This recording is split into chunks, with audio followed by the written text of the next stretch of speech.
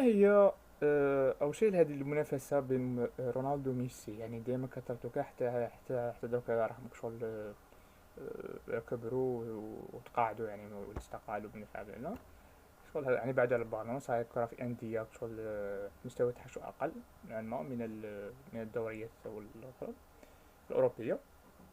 منافسة رونالدو وميسي هي منافسة في كرة القدم بين مشجعي البرتغال وكريستيانو رونالدو الأرجنتيني وميسي، وفي منافسة بين اللاعبين أنفسهم أيضا. فبعد أن حصلوا على 13 كرة ذهبية، 5 لرونالدو و8 لميسي، يعتبر كلاهما أفضل لاعبين جيلهم. ومن بين أفضل لاعبين عبر التاريخ كلا اللاعبان كسر حاجز 50 هدف في موسم واحد عدة مرات، وسجل أكثر من 700 هدف في مسيرتهم مع النادي والمنتخب.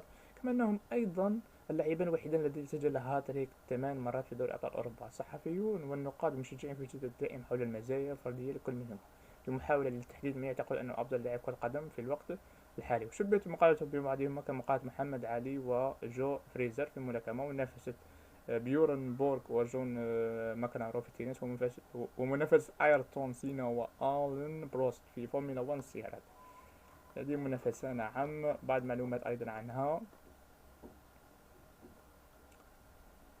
خلفية كريستيانو رونالدو وكريستيانو رونالدو دوس سانتوس افييرو، مواليد 5 فبراير 1985. معروف بكريستيانو رونالدو، هو لاعب كرة قدم برتغالي، لعب كمهاجم على النصف في دوري المحترفين السعودي، وهو حاليا قائد منتخب البرتغال كرة القدم، وهدف تاريخي لكل من منتخب بلاده وناديه السابق ريال مدريد. يعتبر رونالدو حسب الكثيرين وبناء على الكثير من الاستفتاءات أحد أفضل اللاعبين في جيله، بل وحتى في تاريخ لعبة كرة القدم. وقد اختار الاتحاد البرتغالي كرة القدم أفضل لاعب في تاريخ البرتغال مطلع عام 2015، وهو أكثر من سجل يعني أهدافا منذ بداية القرن الحادي والعشرين.